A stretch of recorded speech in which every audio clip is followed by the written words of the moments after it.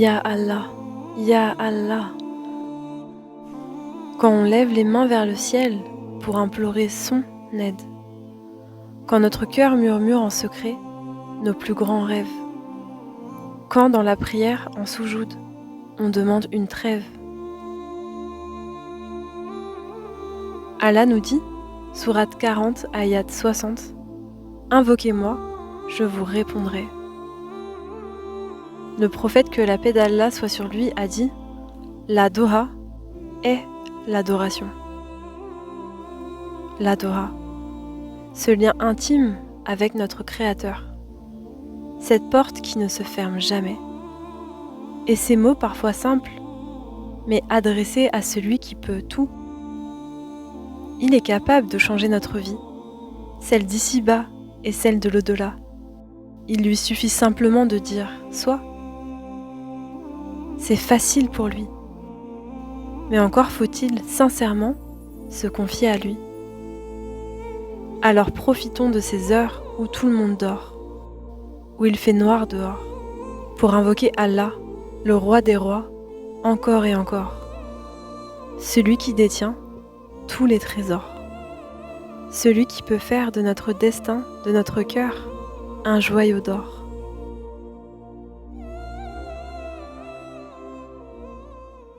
Salam alaikum ma sœur, j'espère que tu vas bien ce soir. Bienvenue dans cette 6e assise de rappel autour de l'invocation de la Doha. Cette nuit, je veux te parler d'un tips pour tes Doha. Un tips pour que Allah te donne encore plus. Un tips pour lui plaire. Un tips pour éclairer ta vie. Un tips pour être plus heureuse. Ce tips, c'est le shukr, la reconnaissance. Car en effet, Allah nous demande d'être reconnaissante envers lui. Sourate 2, la vache, ayat 152.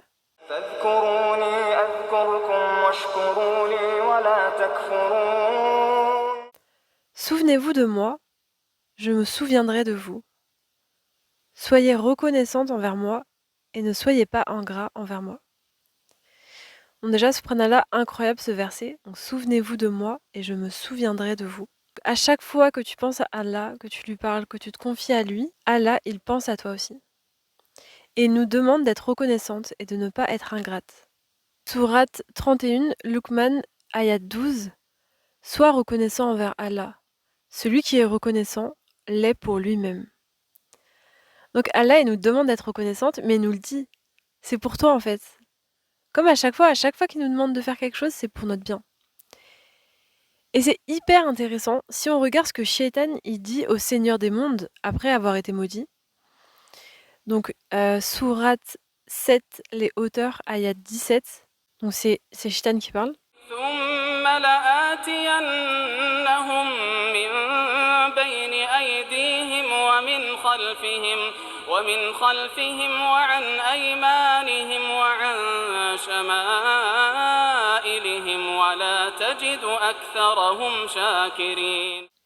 Puis je les assaillirai de devant eux, de derrière eux, de leur droite et de leur gauche. Et tu ne trouveras chez la plupart d'entre eux que peu de reconnaissants. Shaitan, il n'a pas dit « je vais les harceler et tu en trouveras peu qui vont croire en toi, peu qui vont prier, peu qui vont faire des efforts pour toi ». Non. Il a dit « je vais les harceler et tu en trouveras peu qui te seront reconnaissants ». Subhanallah, donc Shaitan, c'est notre ennemi déclaré. Et Allah, il nous dit comment il nous attaque. Et il nous attaque sur ça, en fait, sur la reconnaissance. Et le pire, c'est que ça fonctionne. Sourate 34, ayat 13, et peu de mes serviteurs sont reconnaissants. Ça fait méditer, hein. Peu de mes serviteurs sont reconnaissants. Là, on ne parle pas de peu des humains sont reconnaissants. Peu des croyants sont reconnaissants. Non, peu de mes serviteurs sont reconnaissants. Donc viens, on ne fait pas partie de ces serviteurs qui ne sont pas reconnaissants.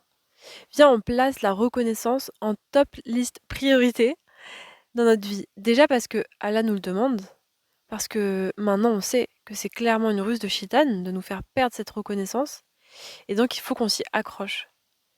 Et en plus, être reconnaissante, ça t'apportera forcément plus de bénédictions et de bienfaits dans ta vie, subhanallah. Sourate 3, ayat 144, Allah récompensera les reconnaissants. Voilà, clair, efficace. Sourate Ibrahim, ayat 7. وإذ تأذن ربكم لئن شكرتم لأزيدنكم ولئن كفرتم إن عذابي لشديد. Si vous êtes reconnaissant, très certainement, j'augmenterai mes bienfaits sur vous.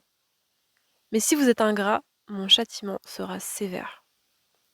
Voilà, donc là c'est pareil, limpide, on comprend bien. Donc voilà, c'est clair. Plus on sera reconnaissante et plus on va remercier Allah pour tout ce qu'il nous donne, et plus il nous donnera. Et moins on sera reconnaissante, plus on sera ingrate, et moins il nous donnera, moins ça va bien se passer, quoi. En vrai, c'est un peu logique. Imagine-toi, tu fais une action. Donc par exemple, tu prépares un repas. Donc voilà, tu prépares un repas, tu coupes tes petits légumes, tu fais cuire tout ça, voilà, tu mets du temps, etc. Et soit t'as une personne qui te dit rien. Quand tu lui sers le plat, voilà, il te dit rien, il mange sans rien dire. Voire pire, une personne qui mange en se plaignant, en critiquant. Il y a pas assez de sel. Ah non, mais moi je préfère la carotte que la patate en fait. Ah, mais c'est pas assez cuit. Ah, mais ceci, cela. Bon. Soit t'as une personne qui se dit ça a l'air trop bon. Merci, on va se régaler. T'as fait ça bien, purée, t'as fait. Ça se voit que t'as mis de l'effort et tout, merci beaucoup. Je suis trop contente de partager ce repas avec toi, franchement, merci. Tu vas avoir envie de donner à qui? De refaire des plats à qui à l'avenir? De refaire des efforts pour qui? Bah, la deuxième personne, c'est sûr.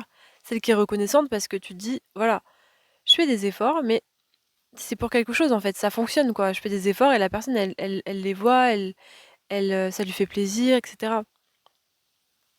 Bon, après, on fait les choses pour Allah, c'est sûr, mais le fait d'être remercié, ça te booste. Ça te donne envie de faire plus et de donner plus à cette personne. Donc la personne qui remercie les gens, elle aura plus de la part des gens. Et cette personne qui remercie les gens et Allah, elle aura tout.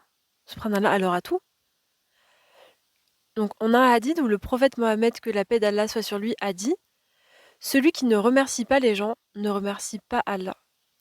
Rapporté par Abu Daoud et At-Tirmidhi. Parce que finalement, quand quelqu'un te donne, c'est Allah qui te donne à travers cette personne. Donc remercier la personne, c'est aussi remercier Allah. Même pour des petits trucs. Alhamdoulilah. Je pense que c'est vraiment une habitude cognitive à développer. Être dans le shukr, dans la reconnaissance. Voir les petites choses ou les grandes. Voir toujours les bienfaits. Remercier pour ça. Remercier Allah pour tout et dans toute situation.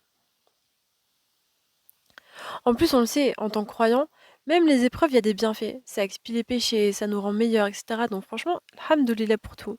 Même si c'est dur, on sait qu'Allah est là pour nous, on sait qu'il y a une sagesse derrière. Donc finalement, si on se force à voir le bien et le bon dans toute situation, on aura développé vraiment une qualité incroyable. En plus, on sait aujourd'hui que la gratitude, ça fait du bien au corps et au cerveau. Il y a de nombreuses études en psychologie et en neurosciences qui montrent que prendre le temps de reconnaître ce que l'on a, de remercier pour ça les bienfaits, les petites choses positives de la journée, etc. Se concentrer en fait sur le positif, ça active dans le cerveau des circuits liés au bien-être et à la satisfaction. Donc notamment ceux qui sont associés, tu sais, à la dopamine, la sérotonine, les hormones du bien-être. Donc la gratitude, ça a montré que ça réduit le stress, améliore l'humeur, favorise un meilleur sommeil, renforce les relations avec les autres, etc., etc. Donc la gratitude, ça agit comme une forme de protection pour la santé mentale et émotionnelle. En fait, la gratitude, c'est un peu ton médicament, quoi, si tu veux. Petit tips de pharmacienne, franchement, quand ça va pas, gratitude. Gratitude. En plus, franchement, en France, on est les deuxièmes grands consommateurs d'anxiolytiques. Donc en fait, c'est des médicaments voilà, contre l'anxiété. On prend beaucoup d'antidépresseurs aussi, beaucoup de médicaments pour aider à dormir. Enfin, franchement, les gens ne vont pas aussi bien que ce qu'on pourrait penser. Il y a beaucoup de gens qui vont pas si bien que ça et qui se voient prescrire des médicaments comme ça pour, entre guillemets, les aider à aller mieux. Alors qu'en réalité, voilà, déjà, la gratitude, alhamdoulilah, de se forcer à voir le bon et les bienfaits qu'on a et remercier pour ça, se concentrer sur ça, remercier, remercier, remercier Allah, ça peut débloquer les choses dans notre tête, donc nous aider à aller mieux, et ça peut débloquer les choses dans notre vie, parce que les gens et Allah vont nous donner plus, Inch'Allah. C'est intéressant de voir que, encore une fois, la science, ce que la science découvre aujourd'hui, Allah, il nous le dit dans le Coran, en fait. Et le prophète, il nous en parle aussi. Donc, encore une fois, on a tout dans notre religion, alhamdoulilah. Et il y a 2 hadiths que j'aime bien pour développer justement cette habitude de toujours se forcer à voir le positif et à remercier pour ça.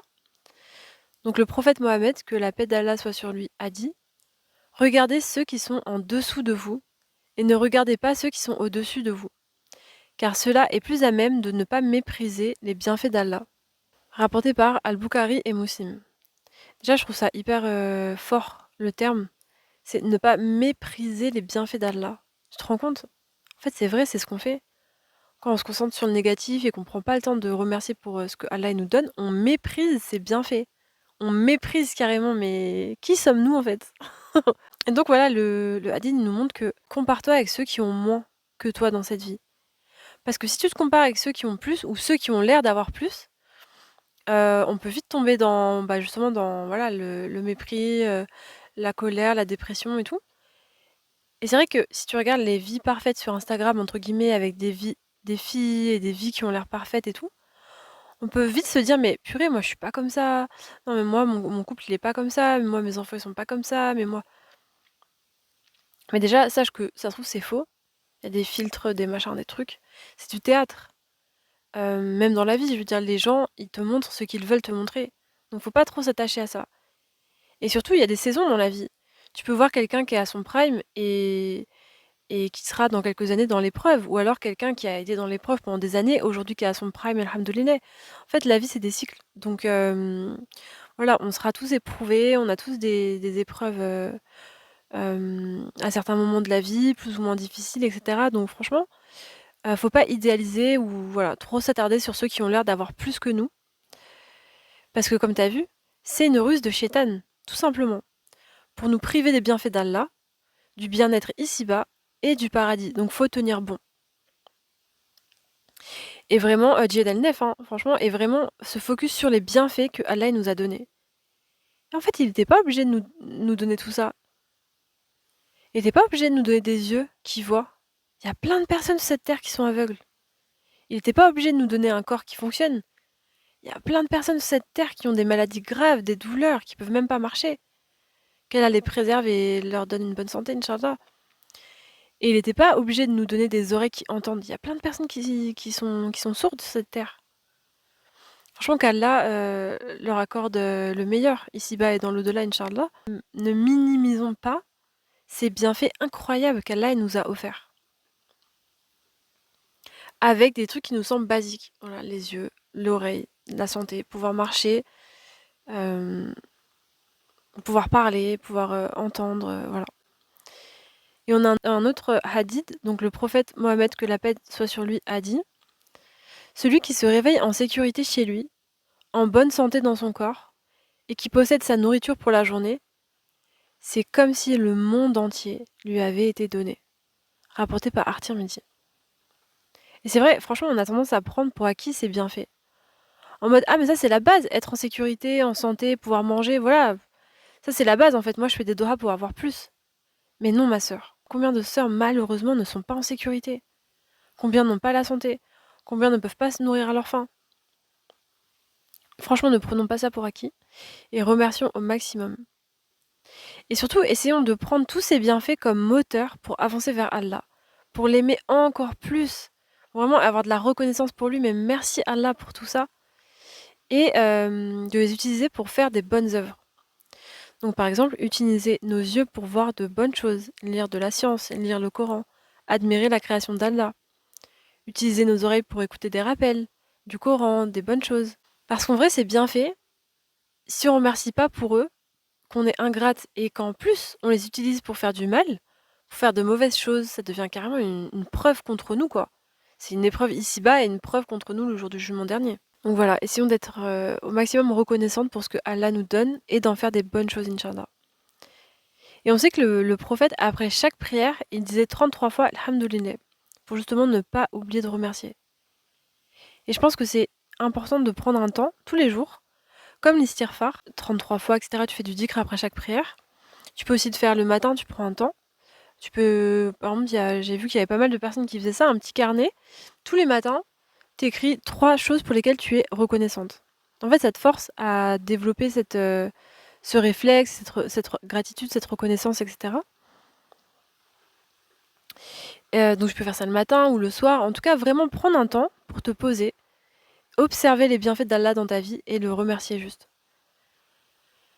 Parce que parfois, on est dans le four de l'épreuve ou dans la motivation de nos objectifs et on fait doha, on fait doha, on fait doha, on fait doha. Mais on oublie de remercier pour ce que Allah il nous donne déjà et on oublie que ça aussi, c'est une clé pour que Allah il nous donne encore plus de bienfaits. Et il y a un bienfait pour lequel on peut remercier fort ce bienfait, c'est de nous avoir choisis. C'est de faire de nous des musulmanes. Et en réalité, ce seul bienfait suffit.